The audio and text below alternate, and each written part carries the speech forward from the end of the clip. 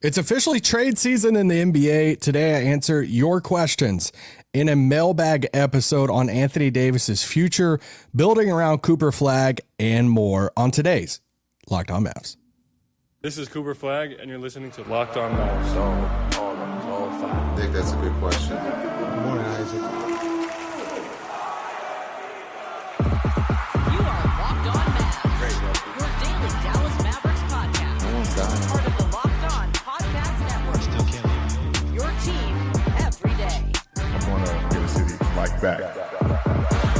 You are locked on the Dallas Mavericks. This is one of your hosts, Isaac Harris, covering the Mavs for the last 10 years alongside my good friend, Nick Angstad. Thanks for making the Locked On Podcast Network the number one podcast network out there right now. And today's episode is brought to you by FanDuel. If you want to be right in the middle of the action this season, visit FanDuel.com and place your NFL live bets all season long. It's a new week. It's Monday. It's December 15th. And that means it's officially NBA trade season for the NBA.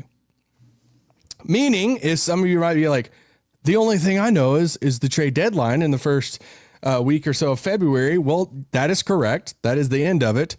But basically, a lot of people around the league, a lot of front offices around the league, media, fans, kind of coined this December 15th as a start of trade season because most of the players that were signed in the offseason can now be traded. So it basically just means the pool of players that are available to be traded or eligible to be traded is wide open now for the most part. So now there's probably been discussions with teams. There's been discussions with teams for weeks leading up to this date. And typically it doesn't mean that trades happen on the actual 15th that day on that Monday, but you never know. And so, yeah, we'll see what could unfold this week. But basically, everything is on the table or possible, I guess, until the first week of February for the most part. On the Mavs injury note, real quick, before I get into a Q&A I did today to our Locked On Mavs Insider program, in which I'm answering a lot of those questions today. Some Mavs news. The Mavs play tonight in Utah against the Utah Jazz. And got a little injury report.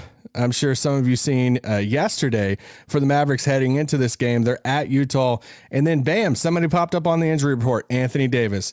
He is questionable for this game against the Jazz with a left calf contusion. Is that the same calf that he had the calf strain in? Yes, it is. So not ideal. Let's just say that. When did it happen? Have no clue. I'm not going to say here, I don't have the I'm not a doctor drop from Jason Kidd like Nick does, but yeah, contusion's different than a strain, right? I mean, you're looking at a bruising type of thing. Yeah, I'm just going to leave that at that. So not ideal. He's questionable. Daniel Gafford is questionable with his right ankle injury. And besides the normals of Exum, Kyrie, and Dereck Lively being out, D'Angelo Russell, D'Lo, is out, already ruled out with an illness. So D'Lo is out right now too. So there you go. That's the injury report. I'm not going to go into any more thoughts about Anthony Davis injury stuff because I'm going to answer a lot of questions today on this Q&A. Shout out a question today through our Locked On Mavs Insider program. It's like, hey, I'm going to do a Q&A. We try to do one of these Q&As once a week through that, and to where we answer majority of the questions we get in, and then we text them back out to everybody, text all the answers out to everybody.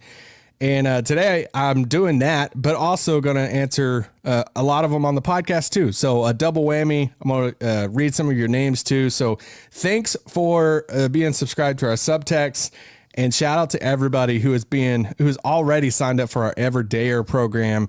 And our Discord is hopping right now. So shout out to the people on the Discord, part of our Everydayer program. All right, first question. Bingo. Let's do this. First question comes from Scott. Scott says, after watching the Spurs and Thunder and how young and dominant they look, what has to happen for the Mavericks to have a shot at competing over Coop's prime? With a lack of draft capital, I'm just scared we are going to be trapped in mediocrity. Man, I shot out a text the other day. I shot out different tweets a few nights ago when I watched the Spurs and Thunder play in that game. It was technically a cup game, but honestly, it's two of the best teams in the West. You could differ on this, but I honestly don't think the cup thing had that much to do with it. I think it's just two teams that are really dang good, and Wemby obviously dislikes the Thunder, and I think it's a Spurs team that's like, hey, I want to show that this OKC team is not inevitable, that they're not Thanos. And Wemby on a minute restriction helped will the Spurs past that team. It was an incredible game, incredible basketball. I think it was the best game I watched all year, but it also made me realize again, the Mavs are just not on that level. And that's just a different type of basketball being played right now. Different type of roster construction too. So this question from Scott of what has to happen for the Mavericks to have a shot at competing over Coop's prime? Well, one, I think you got to keep in mind what Coop's prime is. Coop is early on. He's 18. It's his rookie season. So you're not, in a realistic world, you're not looking at competing for a title in the next, year or so, as far as if you're just trying to go off Coop's prime. Like, hey, Cooper's second year in the league. We got to, we got to do the title now.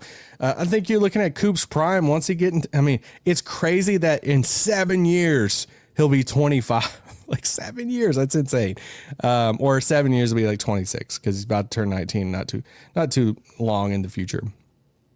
But I put in here when I answered this question back, this is why I'm not, I'm going to answer a lot of questions today, so I'm not going to go down the whole tank route, which I get. It's fun discourse, right? There's people that's like, hey, they should tank. They should go for the high draft pick. There's people that's like, hey, they should go for it. And Locked On Tank, here you go. That's love the comments for that one. But this is in part of like why I am so passionate about that direction for the Mavs this year, because I think this is when you're watching these teams like the Spurs and they have the Castles and Vassell's and Harpers out there with a Wemby, and you're even looking at OKC and some of those guys, or you're looking at Detroit, or I'm watching that Orlando team that was playing New York. And they have, Paolo and Franz is out right now, but they have Suggs and they have Anthony Black, and they just have these.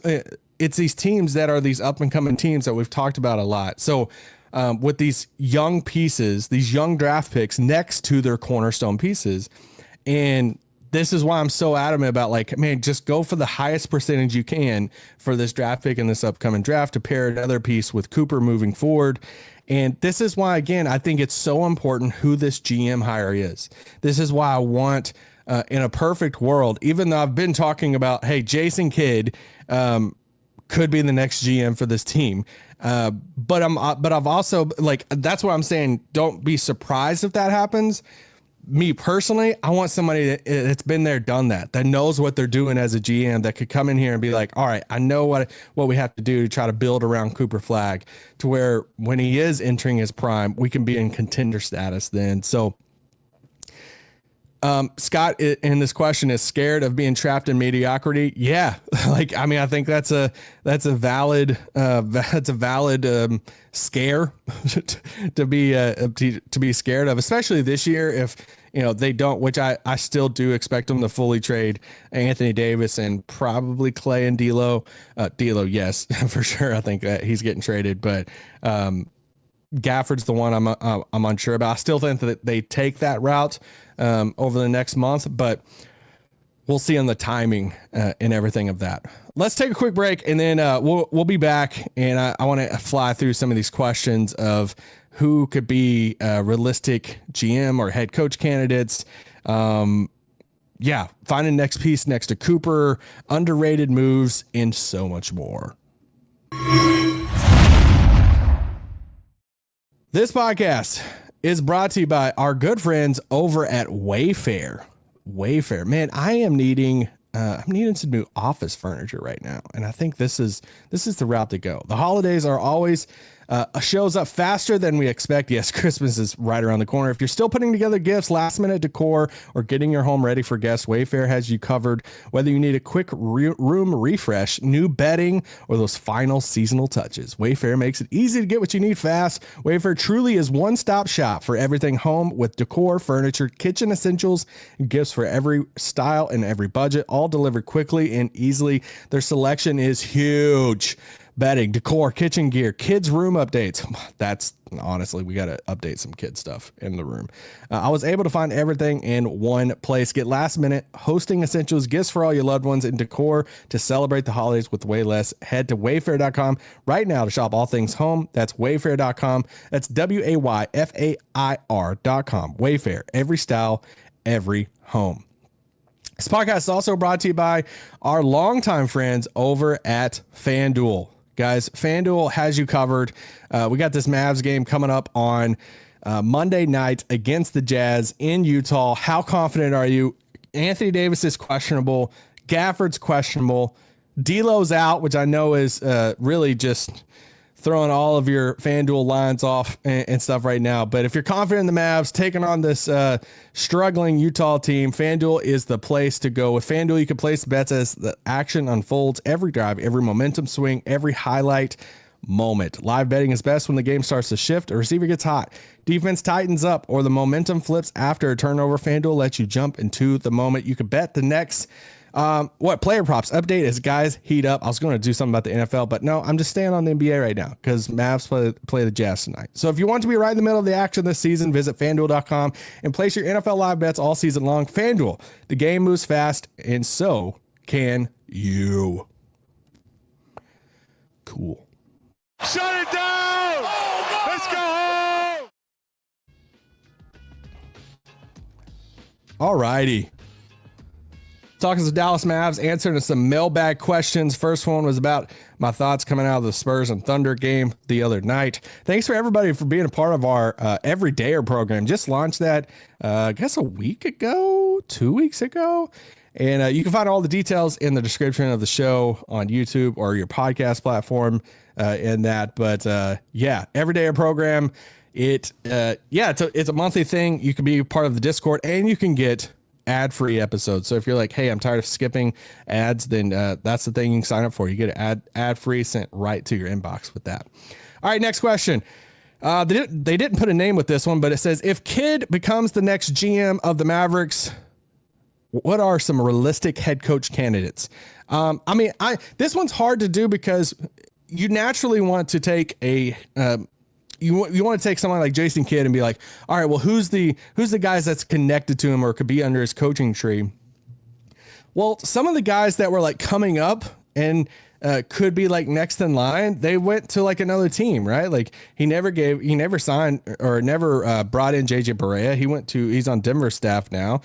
You had a guy like Jared Dudley, but then Jared Dudley goes to Denver also. He brings in some new guys over this past offseason. Some of his guys in the past, I would say they're a little bit older. They're not the like up and coming young coaches at that point, with the exception of one. I mean, Sean Sweeney is the natural one you can look at. He's yet to be a head coach in the league, and he's been on the staff with Kidd in multiple stops. Then heads to San Antonio this past year to be the head assistant down there. He would be the natural one that Kidd would probably bring back. To be the head coach of the Mavs and lead that charge. And he has that relationship with Kidd and everything. I mean, Frank Vogel is another name too. Do they just does Vogel want to be head coach again? I don't know. Yeah, I don't know what Vogel's like future is, what he wants and all that. He's obviously been a head coach in the league for a long time, but I wouldn't count on either. I know Sweeney is like the popular thing in this scenario or to think about, but I wouldn't count on a scenario of like them going outside the box to try to get some up and coming young guy either. Somebody that Kidd has a relationship with that we just don't know about. Some like older, some past assistant or somebody that's just still in the league that he's been high on, or they go down to like the college ranks. I mean, I made a joke about it in the past, but they go to Duke and say, hey, John Shire, we know you're super young, but you also have this relationship with Cooper. Come be like our Brad Stevens. Like, we're going to take this random chance on you. Like, I don't know. Like, I just wouldn't rule anything outside the box with that. Next question comes from Josh King. If we aren't going to tank, what's a legitimate path for the Mavs to get a Cooper, a young co-star like Castle is for Wemby? And who might that be? That's from Josh King. That's good. I mean, that's a great question, right? Like, I mean, I got multiple questions today. It's like, man, I don't think we're going to be bad enough to tank, but I don't think we're going to be good enough to get, to be a playoff team. So like, what are we like? What's the path? Like, is all hope lost? No, all hope's not lost. Like, if they do, I don't think it's the best roster building scenario. I've made that obvious, but if they do ride that middle line, then how do you find that next co-star next to Cooper? I said, man, you got to be really good at drafting in the middle of the first round, right? Or even in the 20s, because reminder, when people say they don't have any draft picks over the next 4 or 5 years, that's not technically true. They don't have control over their draft picks. Now, there are a couple years in there they just don't have a pick at all, but then there's a couple years in which they have pick swaps, right? It's just unfortunate that the next one for them, the next pick swap for them in 2 years is with OKC. So it's probably going to be near the end of the first round, if not the last pick in the first round. And then in 2 years after that, you're looking at, I think it's like San Antonio or Houston, which will probably be in the 20s. So, you gotta have a department in there that can really, you gotta really strike on these picks. Because over the next 4 years, you're probably going to have 2 first round picks, and they're probably going to be in the late 20s at that point. So you got to be able to try to hit those. And then whatever draft pick you have in this upcoming draft, which is, could it be anywhere from, if you really go south, I think they could end up in the 5 through 7 range as far as odds. If you ride the middle path, then you're looking at anywhere from 13 to 16, right? Like, and you got to be confident who that draft pick is, because that's probably going to be the highest pick you have in a very long time. And then I also put this in there too. It just, it makes it a little bit harder when you're trying to target these guys on the Cooper, air quote here, timeline. You got to look at other teams of who are some players, like a Jaden Ivey. Let's just say Jaden Ivey, for instance. Who are some players that had some injuries early on in their career? They had the talent, maybe a higher draft pick. But then, like, because of injuries, and yeah, it's like the team is like, oh man, they don't know about the extension. And then eventually they're kind of like a Jaden Ivey's coming off the bench. He didn't get the extension, but he's still 22, 23. So like, what is his future in like Detroit? And that's somebody that they could trade Ivy somewhere. And then some team gives him, puts the ball back in his hands, and it's like, bam, oh, Ivy's like popping off. And it's like, well, he just had those injuries, and then Cade happened and everything in Detroit. So yeah, I think that's the thing. You trade for somebody that maybe needs a change of scenery type of guy that, you're looking at, some players around the league, and it's like, man, it's just, for some reason, it's just not working out in that scenario. And they're looking for a change. It's kind of like a reshuffling the deck. And when you reshuffle the deck, every once in a while, you get that ace in your hand, or that king. And then you're like, oh, bingo, it works out here. So, another question. This one comes in from Logan. Logan says, what's more impressive with Cooper Flagg's game so far this season? Love this question. His playmaking or his ball handling? And besides the 3-point shot, what areas would you like to see Coop improve in this year? Well, if we're talking about just between the two options you gave me, Logan, you said playmaking or ball handling. I would say his now I'm thinking about it. I would say his playmaking. Let me say his playmaking. I think his playmaking is the thing out of those two things that's impressed me the most. Just because we've seen him in the past, whether it's a Duke or Montverde, play with some other point guards and stuff. And then they ran a lot of pick and roll and stuff at Duke. They put the ball in his hands and made him make decisions. But he's such a good passer. Now that we're watching every minute of every game of Cooper Flagg in our life, we're seeing just how good of a passer he is. We're seeing just how good of a playmaker he is. And on defense too, being a defensive playmaker at the same time, if that makes sense. But I mean, I've been very vocal that the most impressive thing about Cooper overall for me is his decision making. What he's been doing, decision making at 18 in the NBA, has just been mind boggling for me. It just doesn't make sense. Shouldn't be possible for an 18-year-old. For the next step for what he improves on, it's going to be a shot, right? Like I expect him to go into this summer. He's probably going to say it in exit interviews. He's going to say it in training camp next year that he put up like 2 million shots over the summer. I think he's going to work on some of the technique of his shot. I think that's the area that they could refine and just tinker with over the off season, a more consistent shot. But we're talking about Cooper Flagg. Like, he's awesome. So I think that's the area, and obviously ball handling too. Like he's been fine ball handling, but I think using this off season, some of the ball handling stuff, I think that will be something we'll be even more impressed with over the next 2 years. All right, let's take another quick break, and then we'll come back, and I got some other good questions, including a fun one of what was some of my worst takes and best takes since I've been covering the Mavs. So I can't wait to talk about JaVale McGee.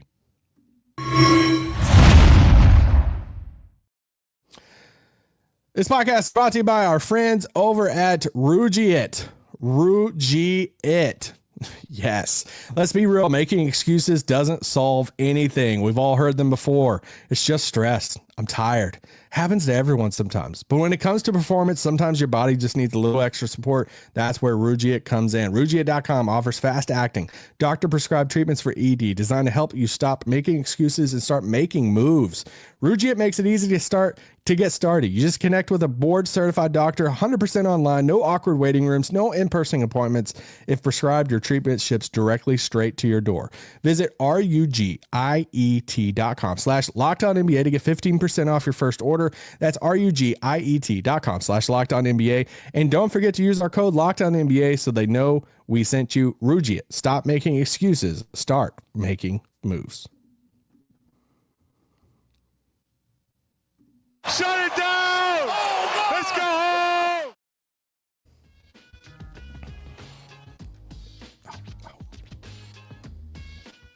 All right.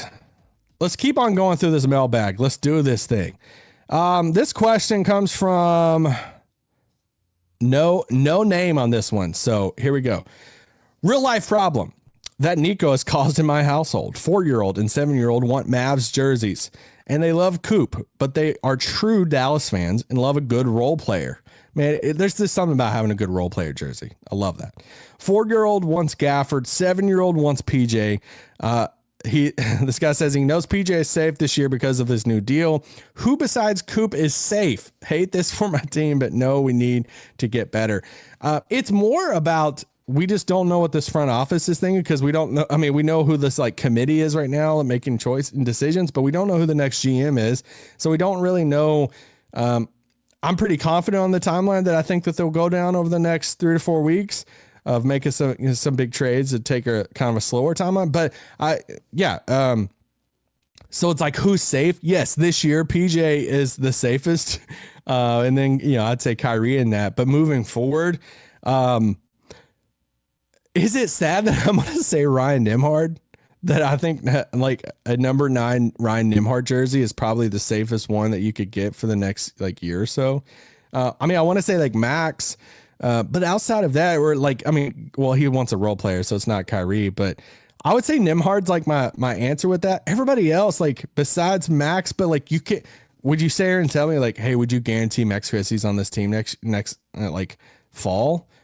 I hope he is, but I don't know. I don't know. I don't know what these next moves are going to be. So, Ryan Nembhard. There you go. This question from Clayton. This is a good one. Looking back with hindsight on your years covering the Mavs, what's wound up being some of your worst takes and your best over the years? So this is my 10th year covering the Mavericks. It's been a lot of fun, a lot of random teams. Got to cover those last few years of Dirk's career. And my favorite year covering the Mavs was Luka's rookie year with Dirk's last year. Was just so many memories in that, so many good stuff. All right, let's do the worst ones first. So I was pro JaVale signing. I mean, a lot of these it's going to bring back like memories if you've been listening to the pod for a while. So I thought the JaVale signing I thought it was a good signing. I thought it was a good like stopgap center type of dude. I just thought it was going to work, and it didn't. And after like 5 games, we knew it wasn't going to work. And I was like, crap, this sucks. So yeah, that was fine. I wanted to pay Nerlens. There you go. Said it out loud. I was fine with them paying Nerlens back in the day. That obviously was okay. Them not. So, that's that. I was really high on Maxi Kleber's ceiling once he got on the team and he started having those like mini moments. I mean, I was like really going out there of like, man, like how many of these like stretch fours would I really want? Like he is everything for his defense, his interior defense too, but how he can switch, protect the rim, and it just, he had injuries and it just didn't hit the ceiling that I thought I was going to. So love Maxi. I wasn't the happiest or highest on Jalen Brunson pick in the draft. I loved watching him in college at Villanova, but I thought he was going to be more of a, I'm going to say this name, but it's not like a direct tie. So y'all get what I'm saying. I thought he was going to be more like a Tyler Hansbrough type of like great in college, okay in the NBA. And I was so wrong in that. I mean, it took his rookie year and I started hearing stuff within the team of like, dude, he's better than Dennis. And I was like, dang, really? Like that quick? Like, yeah. And yeah, that was a no brainer. And he's killing it in New York. And I love that. I never thought he would be at this level. So yeah, I'll eat my crow and all this stuff. I don't care. And obviously Omax. I was high on Omax. There's still hope, I guess, in the world. But I love Omax. And also my dog is like right here next to me, and you could probably hear her paws on the ground. So sorry about that if you are. What are some of my best takes over the years? I mean, Luka was the best player in the 2018 draft, like heading into draft night, that week and stuff. Nick and myself both, we were pretty confident that Luka was the best player in that draft. I did really like Bagley and Mo Bamba in that draft in a weird way. But not as much as Luka. So I feel good. I always felt good going into that 2018 draft of like, hey, Luka's best player. Do anything you can if you possibly could. If you've been listening to this podcast for a while, then you know how high I was on Donovan Mitchell. And I was pretty high on the Donovan Mitchell draft call of like what he would be in the NBA. I just really liked him at Louisville. I was really high on the Dinwiddie and KP trade when it happened. So, I seen some people were like throwing a fit of like, oh my gosh, I can't believe they just traded Porzingis for Dinwiddie and Bertans in Washington. And I was like, no, this is great. I love this. They need a third ball handler with Brunson and Luka. So I was kind of Jon Snow, pulling out the sword for that one. And I feel good about that one. And I was out on Josh Green and Jaden Hardy early. So I feel good about the Christian Wood one too. Like the Christian Wood one got wild because there were a portion of Mavs fans that wanted to like super max this guy. And I was so out on Christian Wood, and I get some stuff right now for the tanking thing, but during the Christian Wood thing and being all out on Christian Wood, I got some wild DMs. Some wild stuff sent to me for being out on Christian Wood, and not all from his agent either, although some of it was. Next question. This is from Wendy and Greg. I have been a firm believer that we need to trade AD ASAP for all the reasons that we've been widely discussed. Availability, cap space, fit. But my belief got rattled after watching the strong positive chemistry between him and Cooper during the next game. Wendy and Greg says, now I'm worried that trading AD might negatively impact Cooper. What do you think? That's a good question, Wendy and Greg. Mainly because it was fun. It's fun watching those two together, right? I just couldn't help to dream of like, man, go back to like pre-injury stuff, AD, peak AD. Imagine that with Cooper Flagg. It would just be so much fun. That's just not where AD is at right now. And I get where you're coming from. I do. But I also want to say, I don't think I don't think this stretch with playing with AD for how many ever games that is, let's just say 20 to 30 games. I don't think a stretch of playing 20 to 30 games with Anthony Davis will set the course for Cooper's career.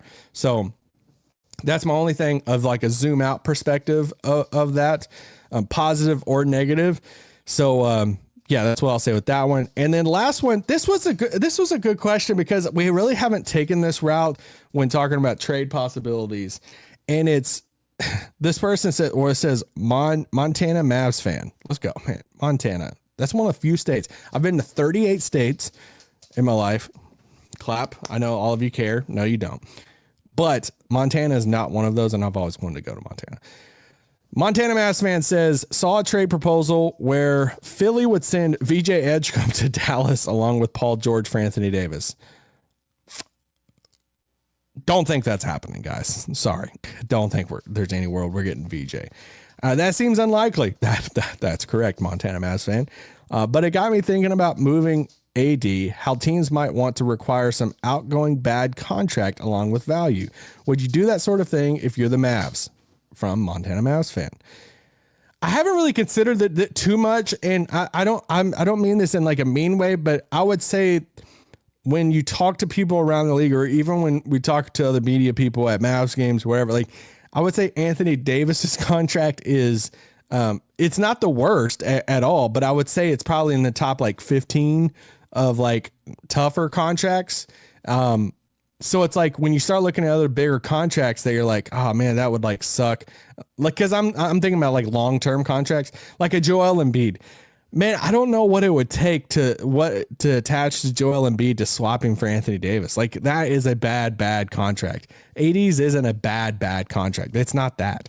So Paul George, you know, what would you have to, they're not attaching VJ, but it's like first round pick, second round, or, you know, second pick with Paul George for AD and Embiid. That would be a funny pairing. But Zach LaVine, Kawhi Leonard, Jimmy Butler, I just don't think those teams are attaching something of value.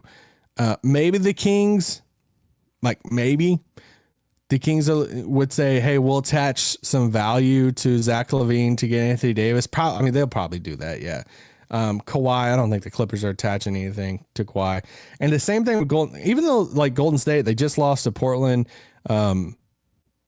The Jimmy like AD type of swap, they have exact same salary. So it's like, what would they really have to attach something to to get Anthony Davis and Jimmy? So I don't know. That stuff gets weird, but it did get my mind thinking. So shout out to Montana Mavs fan with that. And there's so many other questions. I answered a lot of those on our subtext, our insider program. So make sure you subscribe to that. We'll check the status of Anthony Davis going into Monday night's game against Utah. And yeah, we'll have a post-game pod and everything with that. Sign up to be in our everyday program and join the Discord. This is where we're having most of our conversations over there, is in our Discord, and some fun stuff happening over there right now. So yeah, we'll catch you post-game after the Mavs beat the Jazz. They're going to beat the Jazz. Let's do this.